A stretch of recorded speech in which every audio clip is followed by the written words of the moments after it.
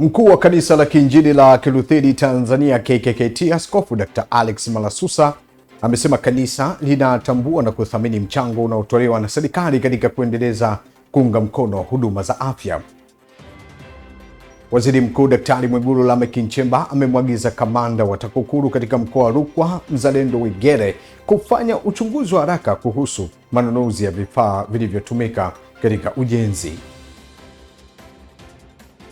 Wanawake katika ngazi mbalimbali za uongozi wametakiwa kujivunia nafasi mbalimbali walizopata serikalini na kuzitendea haki kwa kutimiza wajibu wao na kufuata kiapo cha kazi. Na katika habari za kimataifa, Ghana imetoa wito kwa wananchi wanachama wa Jumuiya ya Madola kulaani shambulio la makombora la hivi karibuni dhidi ya ujumbe wake wa kulinda amani wa Umoja wa Mataifa kusini mwa Lebanon. Naam, ni wakati mwingine tena mtazamaji, tunakutana popote pale ulipo na kusalimu. Bila shaka uko sawa.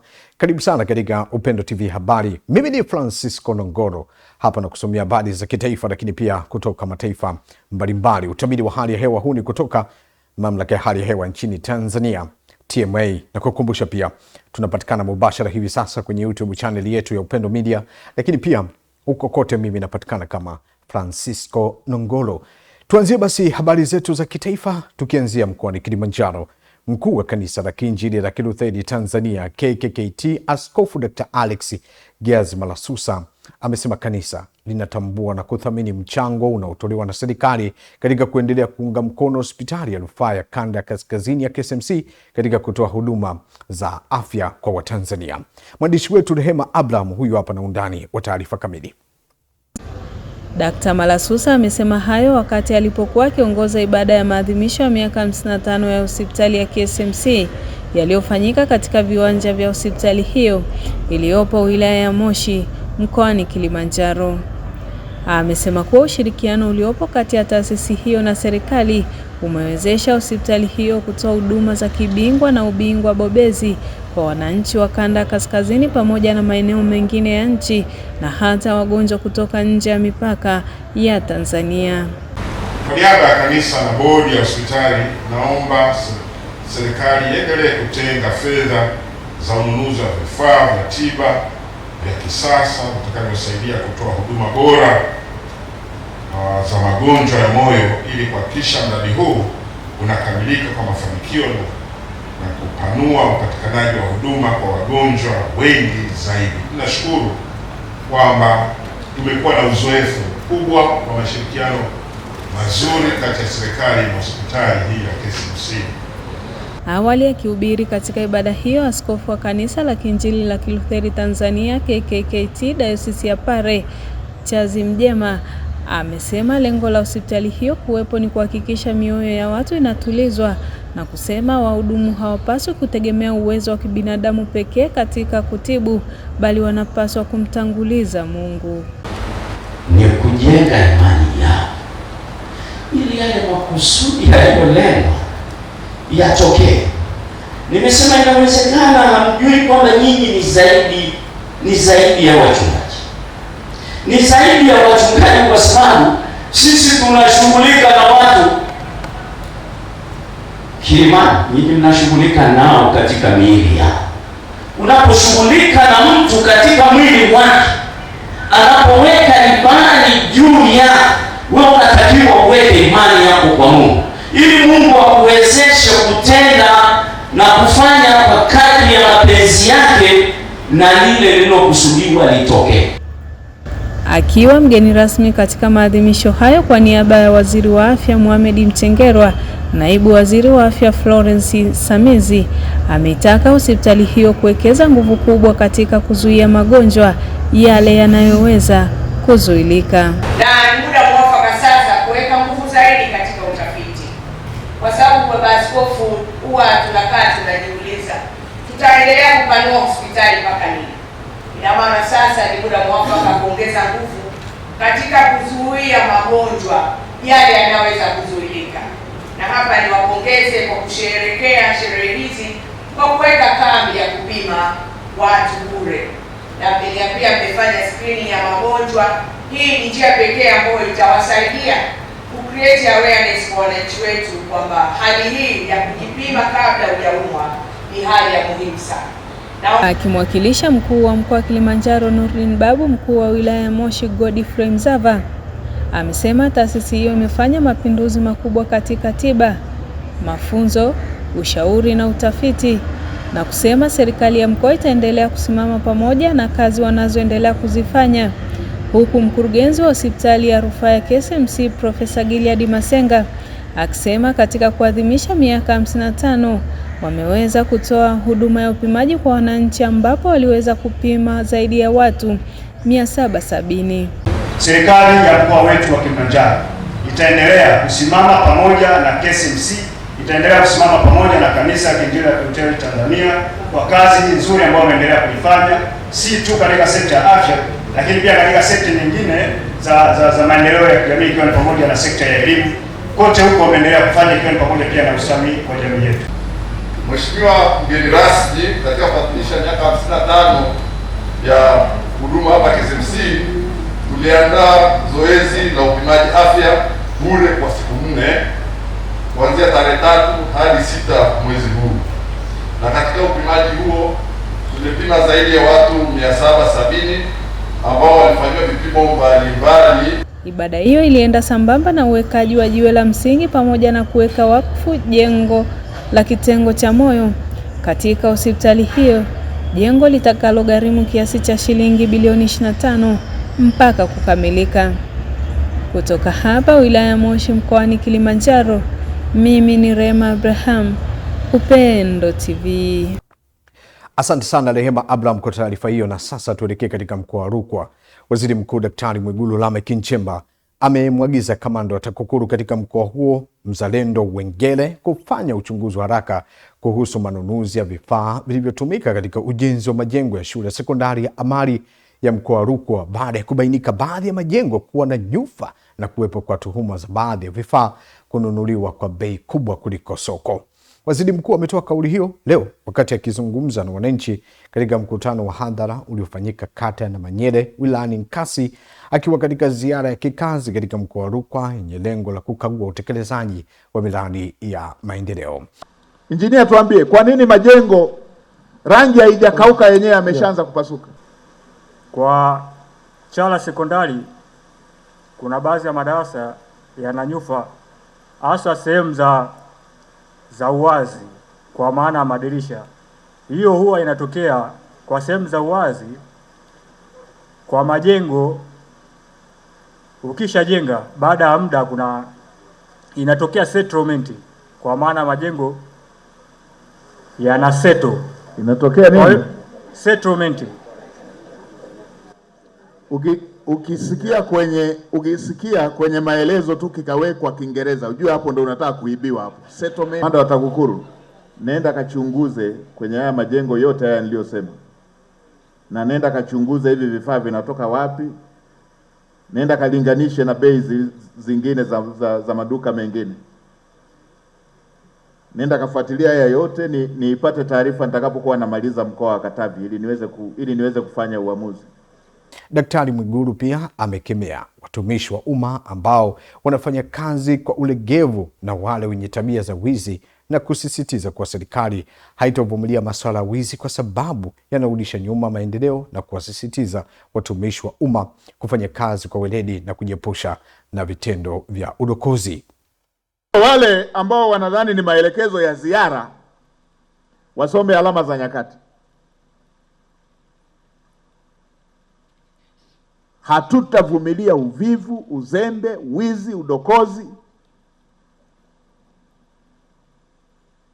Na nadhani kwa salamu za mikoa ambako tumetangulia watakuwa wamepata. Tulipita wilaya moja tukakuta wamegawana fedha ya miradi zaidi ya milioni 300. Wamelipana posho. Nikamwambia waziri, hapa fyeka wote, wilaya hii ianze upya. Ndio, wala usihangaike kuhamia, fyeka.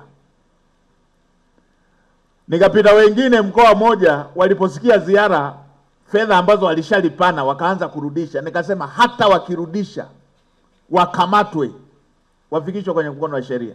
Katika hatua nyingine, waziri mkuu ametatua kero ya muda mrefu ya ukosefu wa taa za umeme katika soko la Nkasi, kero iliyokuwa ikiwakumba wafanyabiashara hususan akina mama wanaofanya biashara usiku baada ya mbunge wa viti maalum katika mkoa huo Jacqueline Mzindakaya kupeleka ombi hilo kwa niaba ya wafanyabiashara wa soko hilo. Haya, mtazamaji, ni ziara hiyo ya waziri mkuu Daktari Mwigulu Lameck Nchemba. Sasa ni katika jiji la Dar es Salaam. Wakristo na wadau mbalimbali wa elimu wameasa kufanya kazi ya Mungu kwa hiari, kwa kujitoa pasipo kushinikizwa wala kulazimishwa, huku wakinia mamoja ili waweze kujipatia baraka kutoka kwa Mungu kwa kufanya vitu mbalimbali vinavyoishi kwa muda mrefu pamoja na kugusa maisha ya watu wengine. Hayo yameelekezwa na msaidizi wa askofu wa kanisa la Kiinjili la Kilutheri Tanzania KKKT Dayosisi ya Mashariki na Pwani Dinchedi Luiza aliposhiriki katika hafla ya chakula cha jioni kwa ajili ya harambee ya uanzishwaji wa shule ya Jerusalem Mbezi Beach Lutheran Secondary School inayotarajiwa kuanza mapema Januari 2027, ikiwa ni sehemu ya shamra ya kuelekea kilele cha maadhimisho ya miaka 30 ya usharika wa Mbezi Beach. Hakipaswi kutokea kwa kulazimishwa, kinapaswa kutokea kwa hiari, kama vile Yesu Kristo alivyoweza kufanya yote pasipo kushinikizwa, akafanya kwa hiari. Lakini ili kufikia makusudio haya ambayo tumeyaweka mbele yetu leo, inampasa kila mmoja kujifikirisha yeye mwenyewe kwanza kuhusu dhamira yake, dhamira yako binafsi juu ya mpango huu uliowekwa mbele yetu. Dhamira yako wewe mwenyewe inasema nini? Akizungumza katika hafla hiyo ya sadaka ya vizazi na ardhi, naibu katibu mkuu wa KKKT Dayosisi ya Mashariki na Pwani Mchungaji Wilbrod Mastai ametoa wito kwa washirika na wadau mbalimbali kumtolea Mungu sadaka kwa moyo wa kupenda, kwani huo ni utumishi ambao Mungu anaukumbuka vizazi na vizazi. Usicheze na sadaka. Utatoa hela nyingi kwenye maisha yako, hazitakumbukwa. Hii tunayo hapa, hii inakumbukwa. Hata ukifa, Mungu ataikumbuka kwa ajili ya watoto wako. Acha hiyo shule ile tu kwamba leo kuna kitu tunafanya hapa. Mbingu ziko hapa kwa ajili ya kutake record. Na vena nikutie moyo, kutoa kwa huyu Mungu hakuna hasara. Uliza waliowahi kutoa hapa, wamepungukiwa wapi, wakafilisika wapi, wakashindwa wapi, wakachoka wapi. Na kutia moyo, tufanye. Biblia inasema tufanye kwa kuwa wajibu huu ni wetu. Wangapi wameelewa mpaka hapo? Mchungaji wa KKKT Dayosisi ya Mashariki na Pwani usharika wa Mbezi Beach Mchungaji Daktari Allen Mbiso ametoa mwaliko maalumu kwa wale wote ambao bado hawajashiriki katika baraka hiyo kuona namna ya kushiriki kwa namna mbalimbali ili waweze kutimiza maono ya kuanzisha shule hiyo mapema Januari 2027. Na pia bado tunatoa mwaliko kwa wale ambao hawakuweza kushiriki baraka hii ili waweze kushiriki hii sadaka. Kumbuka ni sadaka ya kipekee sana, kwa sababu ni maombi yanayohusu vizazi, ni uwekezaji kwa ajili ya vizazi vyetu, jamii yetu kupitia shule za Jerusalem Mbezi Beach. Natoa mwaliko kwa wale ambao hawakuweza kushiriki, unaweza kufanya hivyo. Utapewa namna ya kuskani upate control number ya Maendeleo Bank na kuweza kushiriki. Sadaka yako inaingia moja kwa moja kwenye hii akaunti maalum. Maono yetu ni kuanza shule ya sekondari Januari 2027 hapo Mbezi Makonde. Baadhi ya washirika katika hafla hiyo akiwemo katibu wa kamati ya sadaka ya vizazi na ardhi Chibi ametoa wito kwa washirika wote walioahidi sadaka mbalimbali ili kutimiza jambo hilo kukamilisha kwa wakati, sawa na mipango iliyopangwa ili waweze kukamilisha jambo hilo kwa wakati. Na hii unalipa mdogo mdogo au kidogo kidogo mpaka mwisho wa mwaka huu, usivuke Disemba. Kwa hiyo yote aliye pledge sio na wasiwasi, atakuwa analipa kidogo kidogo. Akilipa kwa ujumla tutamtukuza Mungu, lakini akilipa kidogo kidogo vivyo tutamtukuza Mungu. Kwa hiyo tunaomba sana, kupledge ni issue nyingine, lakini kulipa ni issue nyingine. Tunaomba sana Mungu awasaidie na wabariki kazi za mikono yao waweze kulipa sadaka yao yote. Akisoma taarifa ya shule hiyo, mjumbe wa kamati ya sadaka ya vizazi na ardhi Profesa George Rwago amesema wana mpango wa kukusanya zaidi ya bilioni 10 na shule hiyo inatarajiwa kuanza mwakani Januari 2027. Sadaka ya vizazi imeelezewa kidogo kwa urefu wake ya miaka 30. Gharama hii ya mradi huu wa elimu ni takriban shilingi bilioni 10. Kwa wale wanaojua hesabu za masuala ya ujenzi, imehusisha ununuzi wa ardhi lakini na ile miundombinu yote. Mpaka sasa tumepata ahadi za takriban bilioni 1,576 ambayo ni rekodi, haijawahi kuahidiwa katika ushirika huu, na shilingi milioni 810 zimekwisha kusanywa, na yenyewe ni rekodi pia katika ushirika wetu. Haya mtazamaji, na sasa basi tuongeze taarifa nyingine katika jiji la Dar es Salaam. Wanawake katika ngazi mbalimbali za uongozi wametakiwa kujivunia nafasi mbalimbali wanazopata serikalini na kuzitendea haki kwa kutimiza wajibu wao na kufuata kiapo cha kazi, kwa kuwa uwezo wao unastahili kuwepo hapo na sio kigezo cha kuwa mwanamke kama inavyozaniwa na watu wengine. Akizungumza katika jiji la Dar es Salaam ikiwa ni mwendelezo wa shamla ya siku ya wanawake wakati wa maadhimisho ya siku ya mwanamke duniani yaliyoandaliwa na Mamlaka ya Mapato Tanzania TRA, Katibu Mkuu Wizara ya Fedha na Mlipaji Mkuu wa Serikali Daktari Natu Elimari Mwamba amesema haijalishi hata mwanamke akiwa katika timu ya kazi na wanaume wengi, anapaswa kujua kilichomweka pale ni uwezo wake na sio jinsia yake, hivyo asibweteke katika utendaji wake wa kazi. Tunatambua kuwa wanawake ni jeshi kubwa, hivyo basi hata kuadhimisha siku ya wanawake duniani, napenda kutoa wito kwenu nyote kuendelea kuwa walinzi wa taswira nzuri ya Mamlaka ya Mapato kwa kuwa vinara wa uadilifu, uweledi, uwajibikaji na uaminifu katika kutekeleza majukumu ya utumishi wa umma ndani ya mamlaka. Tusimame kidete katika hili ili tulete mabadiliko katika jamii yetu na kuiwezesha TRA kutimiza malengo yake ya ukusanyaji wa kodi kwa maendeleo ya taifa letu. Akizungumza katika hafla hiyo, Kamishna Mkuu wa Mamlaka ya Mapato Tanzania Yusuf Mwenda amesema uongozi hautolewi kwa kuzingatia jinsi, ila kwa uwezo, maono na matokeo ambayo yanatarajiwa kufikiwa na taasisi ama serikali. TRA tunaahidi kuwezesha utekelezaji wa Dira 2050. Tutawezesha kwanza kwa kuwezesha biashara za walipa kodi wote ndani ya nchi, ili 70% inayotokana na biashara na private sector iweze kupatikana. Haitapatikana kama shughuli zao za kiuchumi hazijawezeshwa. Hakuna utulivu wa usimamizi wa kodi, hakuna utulivu wa biashara zao. Lakini pia tutawezesha kwa kuongeza uwiano wa kodi na pato la taifa, ili 22% ya uwezeshaji wa dira iweze kupatikana. Na nimefurahi leo siku ya wanawake duniani huadhimishwa tarehe 8 Machi ya kila mwaka, na siku hiyo ilianza kuadhimishwa tarehe 8 Machi 1975 baada ya Umoja wa Mataifa kuliidia siku hiyo kutumika kama siku rasmi ya kukumbusha dunia juu ya haki ya wanawake. Na hivi sasa basi tuelekee kule katika mkoa wa Geita.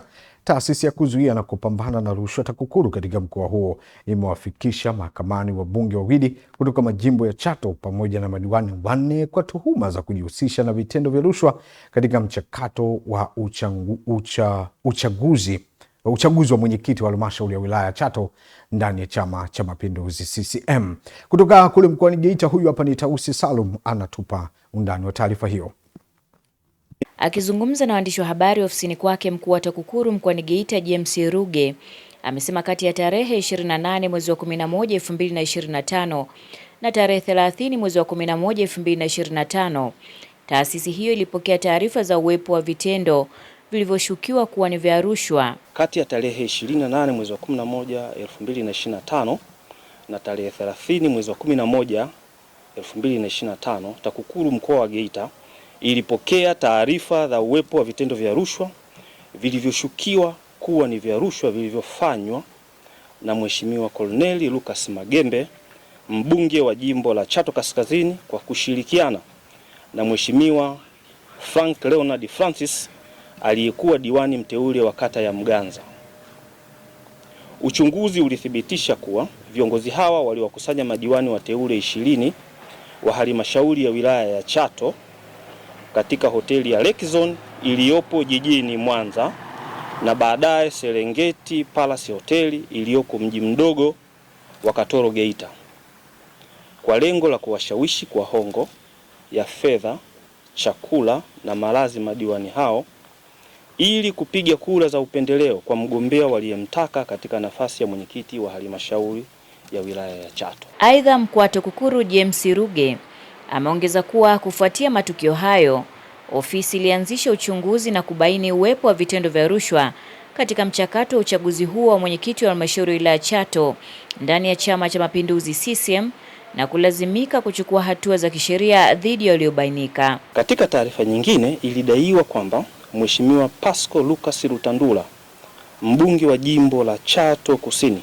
kwa kushirikiana na ndugu Bartholomeo Christian Manunga aliyekuwa diwani mteule ya kata ya Bongera na Mheshimiwa Josephat Elias Manyenye aliyekuwa diwani mteule kata ya Bwera, katika kuwania nafasi ya mwenyekiti wa halmashauri ya wilaya ya Chato, walituhumiwa kujenga ushawishi wenye vitendo vya rushwa kwa diwani mteule wa kata ya Muungano Mheshimiwa Njile Charles Mboligo kwa kumpa hongo ili kujiondoa katika kinyang'anyiro cha uchaguzi ili kumpatia ushindi wa wazi Bartholomeo Christian Manunga katika uchaguzi wa nafasi ya mwenyekiti wa halmashauri ya wilaya ya Chato. Aidha, mkuu wa TAKUKURU James Ruge ameongeza kuwa kufuatia matukio hayo, ofisi ilianzisha uchunguzi na kubaini uwepo wa vitendo vya rushwa katika mchakato wa uchaguzi huo wa mwenyekiti wa halmashauri ya wilaya ya Chato ndani ya Chama cha Mapinduzi CCM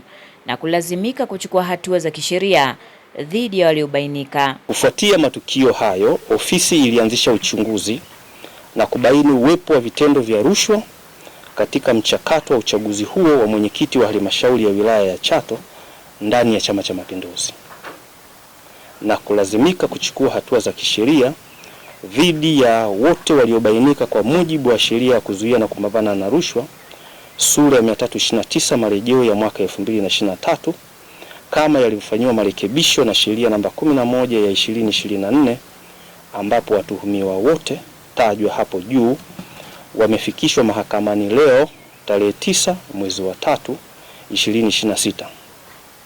Kesi hizi mbili zimesajiliwa kwa shauri namba 5100/2026 pamoja na shauri namba 5096 ya 2026 mtawalia. Kutoka Geita, mimi ni Tausi Salum, Upendo TV.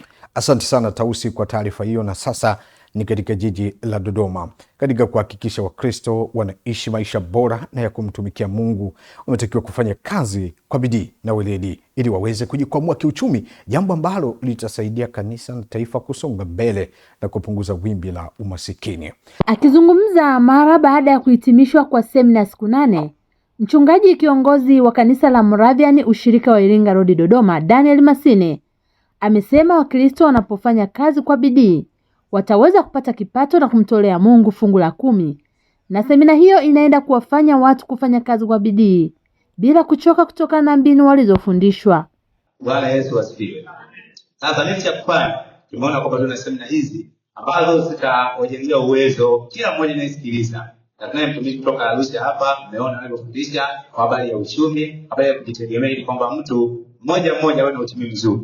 Ukiwa na uchumi mzuri, kanisa litapona. Tukisema tutoe zaka, utatoa zaka kwa uaminifu. Lakini hivyo hivyo ukiona uchumi mzuri kwa miradi yako mikubwa, unafungua mfano hapa kwa jiji la Dodoma, labda una biashara kubwa, utasaidia taifa kupata mapato mazuri kwenye kodi. Bwana Yesu asifiwe. Haleluya. Bwana Yesu asifiwe. Kwa hiyo ombi langu kwamba naomba kila Mkristo awajibike kufanya kazi.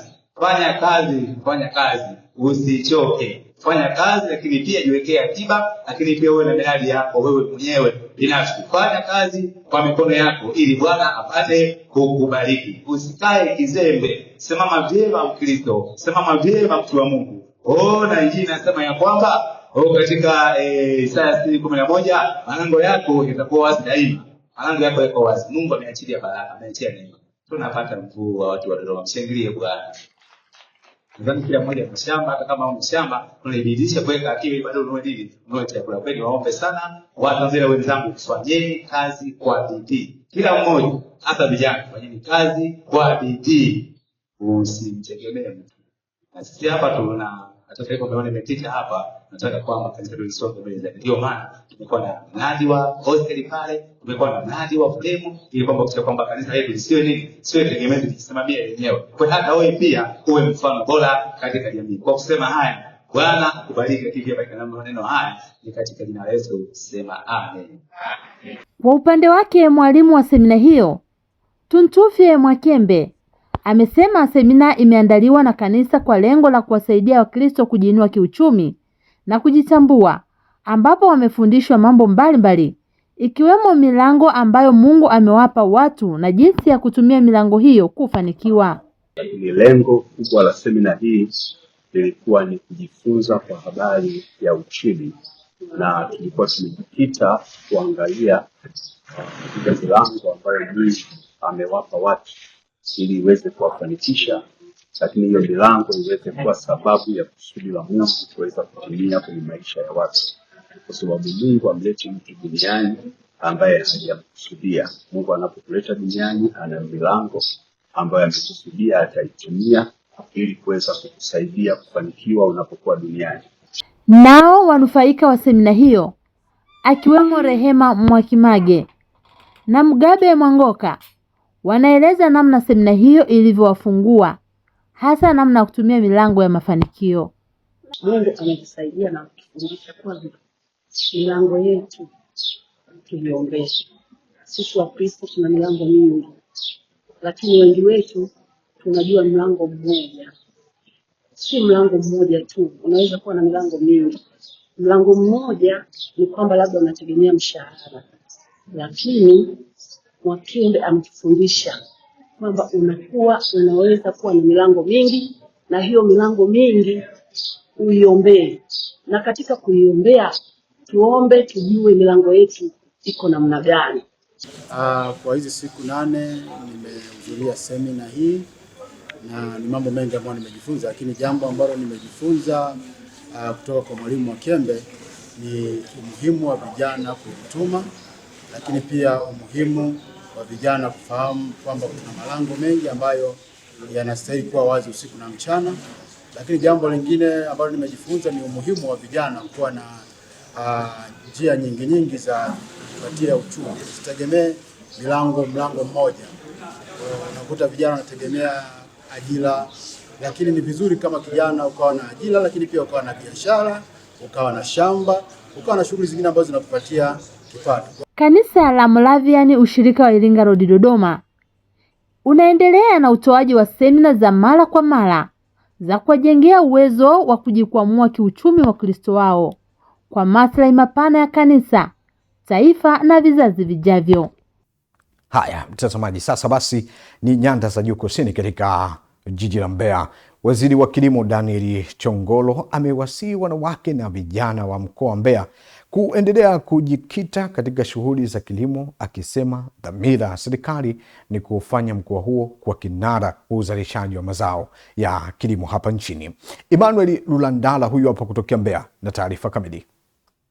Akizungumza wakati wa ibada ya kumsimika wakfu askofu mpya wa kanisa la Pentecostal Stable Christian Church, Richard Mwaswala, ibada iliyohudhuriwa na viongozi mbalimbali wa madhehebu ya dini, vyama pamoja na serikali, waziri wa kilimo Daniel Chongolo amesema serikali imejipanga kuboresha sekta ya kilimo hususan katika mkoa wa Mbeya ili kuongeza uzalishaji na tija kwa wakulima. Serikali kupitia sekta ya kilimo imeendelea kuchukua hatua madhubuti za kutengeneza ajira na kuimarisha usalama wa chakula na lishe nchini.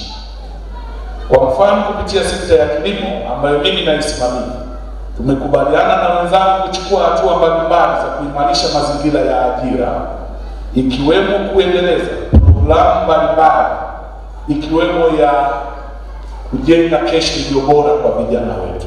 Aidha, Chongolo amelipongeza kanisa la Pentecostal Stable Christian Church lililopo kata Iyela mkoani Mbeya kwa juhudi zake za kuwajenga vijana katika misingi iliyo bora, maadili na kuhamasisha kuwa wachapakazi kwa ajili ya maendeleo ya taifa. Ushirikiano kati ya serikali na taasisi za dini ni nguzo muhimu ya kulijenga taifa lenye misingi imara ya maadili na utu. Yapo mambo ambayo yanasukuma na zimekuwa ni ajenda za Wamagharibi kutaka kutulazimisha kama taifa na mataifa yetu ya Afrika tulazimike kuyafuata. Tusikubali na tusimame kwenye kile ambacho tunakiamini. Askofu Mkuu Luhaga Njeni amesema bado kuna changamoto kubwa kwa vijana, ambapo ameeleza kuwa asilimia kubwa wamekuwa wakiingia katika makundi yasiyofaa ambayo yanaweza kuhatarisha mustakabali wao. Leo kuna uovu mwingine unaitwa transgender.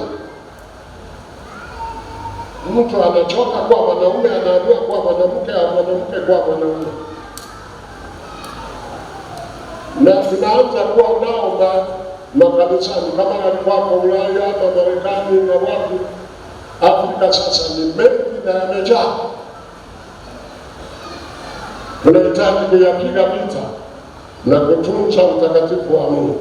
Akisoma risala ya kanisa hilo, Mchungaji Hezron Mwaliambi amesema kanisa hilo limekuwa likikabiliana na changamoto mbalimbali katika kuwahudumia vijana zaidi ya 19,000 waliolelewa kiimani ndani ya kanisa hilo.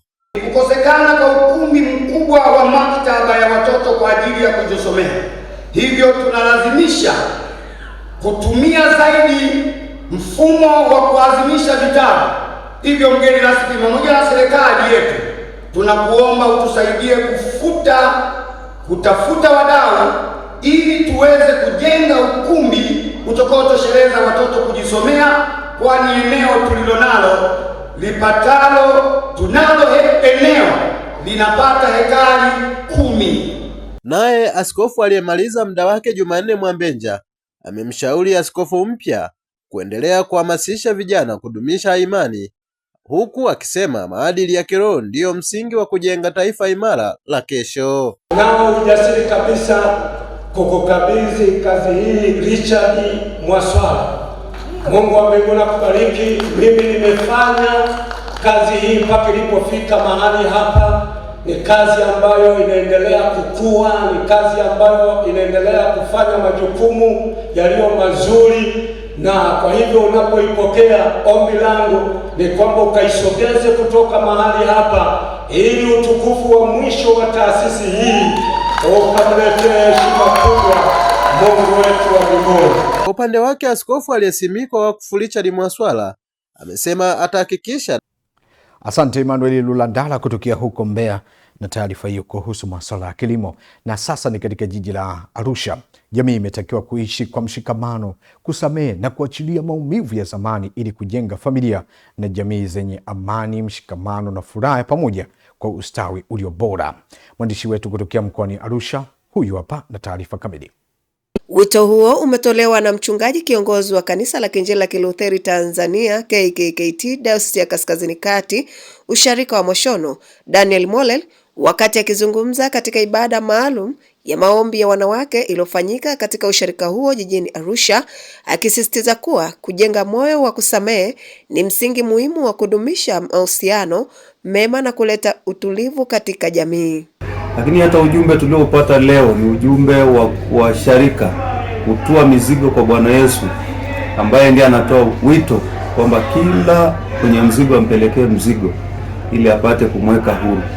Kwa hiyo ujumbe mkubwa tuliopata ambao tunatoa wito pia kwa washarika na Wakristo wote duniani na mtu yeyote yule ni kuhakikisha kwamba mzigo anaupeleka kwa Bwana Yesu, sababu katika jamii kuna mahangaiko mengi, mahangaiko ya kiuchumi, mahangaiko ya elimu, mahangaiko ya magonjwa. Hakuna jambo lisilowezekana kwa Yesu Kristo aliye uzima wetu. Kwa hiyo kila anayemwamini akimpa kabisa ule mzigo alionao atakuwa huru, kwa sababu yeye ameleta maisha mapya.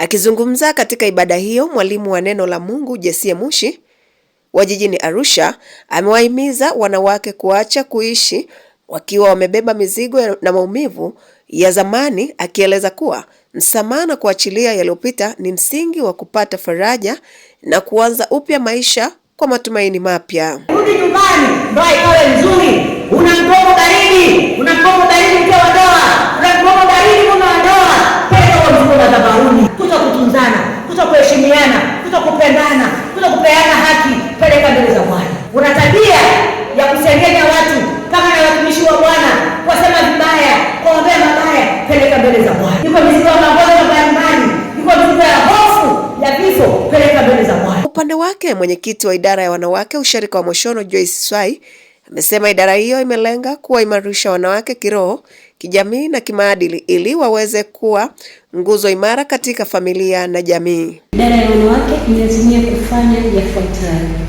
1. Kuboresha mradi wa mahema kwa ajili ya kutumisha mfuko wa idara. 2. Kufanya ziara za injilisti ndani ya nje ya usharika ili kuendelea kuieneza injili ya Kristo kwa watu wengi zaidi. 3. Kufanya semina kwa ajili ya wanawake rika zote ili kujifunza mambo mbalimbali, hasa changamoto wanazokutana nazo wanawake, hususan mabinti, na namna ya kutatua changamoto hizo. Baadhi ya wanawake waliohudhuria ibada hiyo wamesema mafundisho walioyapata yamewafariji na kuwapa mwamko mpya wa kuishi maisha yenye matumaini na amani. Kuna mizigo labda ndani ya ndoa, biashara ama makazini. Natamani kuwa tujue kwamba tunatakiwa kushusha mizigo yetu. Na tumeaswa wanawake kuachilia mizigo. Wanawake tumekuwa tukibeba mizigo mingi sana katika maisha yetu, kwenye ndoa, kwa ajili ya watoto wetu, ndugu, majirani na marafiki, tumekuwa tukiwabeba sana. Basi kwa maneno ya Mungu tumehaswa kuachilia mizigo yote na kumpelekea Mungu mwenyewe. Mtazamaji, kutoka sasa kule jijini Arusha, jiji la utalii, tuvuke maji tuelekee katika visiwa vya Zanzibar. Wataalamu wa afya pamoja na wadau wengine kutoka taasisi na sekta mbalimbali wamefanya ziara maalum ya kikazi katika uwanja wa ndege wa kimataifa wa Abeid Amani Karume pamoja na bandari ya Malindi, ikiwa ni sehemu ya maandalizi ya kuimarisha mpango wa kukabiliana na athari za kiafya katika jamii na kujiandaa na hali ya dharura zinazoweza kusababishwa na maradhi hatarishi yaliyoweza kuingia na kuenea hapa nchini. Ziara hiyo imefanyikiwa kwa lengo la kuthamini uwezo wa maeneo ya mipakani katika kuzuia, kugundua mapema na kukabiliana na changamoto za kiafya zinazoweza kujitokeza kupitia wasafiri wanaoingia au kutoka nchini, ambapo hatua hiyo inalenga kuimarisha mifumo ya utoaji huduma za afya katika maeneo ya mipakani ili kuhakikisha usalama wa afya kwa wasafiri na wananchi kwa ujumla. Akizungumza wakati wa ziara hiyo, mratibu wa huduma za afya mpakani Rukaiya Mohamed Said amesema mpango huo unatarajia kuifanya Zanzibar kuwa salama zaidi kwa watu wanaoingia na kutoka nchini kwa kuhakikisha hatua muhimu za kinga, ufuatiliaji na udhibiti wa magonjwa zinawekezwa na kutekelezwa kwa ufanisi katika maeneo ya mipakani. Utekelezaji wake tunategemea utakuwa na ufanisi mkubwa kwa kuzingatia kwamba uandaaji wa mpango huu umeshirikisha sekta mbalimbali na mpango umeelezea kila sekta majukumu yake. Hivyo basi tunaomba sekta zote ziyatekeleze majukumu yake kuhakikisha kwamba Zanzibar inabaki salama na hakuna athari yoyote ya kiafya inayotokea, na wananchi wageni watabaki kuwa salama, hususan kizingatia kwamba Zanzibar tunapokea wageni kutoka katika mataifa mbalimbali kwa kuzingatia Zanzibar ni kisiwa cha utalii. Meneja wa uendeshaji wa uwanja wa ndege wa kimataifa wa Abeid Amani Karume, Mwanamvua Abdalla Juma, amesema uongozi wa uwanja huo unaendelea kushirikiana kwa karibu na wataalamu wa sekta ya afya ili kuhakikisha huduma zote za usalama wa afya kwa wasafiri na wafanyakazi kwa uwanja wa ndege zinazingatiwa kikamilifu. Mpango huu kwa kweli unaweza ukatuwezesha na ukatupa manufaa makubwa sana kwa kuweza kuwashirikisha wadau tofauti kupata uelewa wa jinsi gani ya kuweza kujikinga na maradhi hatarishi pindi yakitokezea, na kwa wale abiria ambao wataingia na maradhi hatari ambayo yako detected kutoka katika nchi zao. Kwa vile airport tunahudumia ndege za aina nyingi, hivyo na sisi tunapaswa kujiandaa ama kujiweka tayari juu ya kuwa na uelewa dhidi ya maradhi hatarishi, juu ya kujikinga nayo kwa wafanyakazi wetu, wafanyakazi wenzetu, wadau wetu, pamoja na taasisi tofauti za ndani na nje ya kiwanja cha ndege tunazoshirikiana nazo katika kuandaa mpango kazi huu wa dharura. Naye afisa wa afya kutoka Wizara ya Afya Tanzania Bara, Risalile Mwangoka, amesema utekelezaji wa mpango huo unahusisha sekta mbalimbali kwa kuzingatia dhana ya afya jamii na afya mazingira, ambapo kila sekta ina mchango muhimu katika kuhakikisha usalama wa afya kwa wananchi. Zoezi hili tutaweza kutambua vihatarishi hivyo ambavyo vimetoka katika maeneo yote makubwa, na vihatarishi hivyo baada ya kuvitambua tutaenda kuviwekea ngazi yake au level ya kile kihatarishi, ambavyo hivyo pia vitatuongoza kuandaa mpango wa dharura ambao utakuwa ni jumuishi, ambao umebeba vihatarishi kutoka nyanja zote hizo ili tuwe. Basi ndio inatuhitimishia hivyo habari za kitaifa. Nikirejea hapa nitakusomea habari za kimataifa. Usiondoke. Mimi ni Francisco Nongoro na hii ni Upendo TV Habari.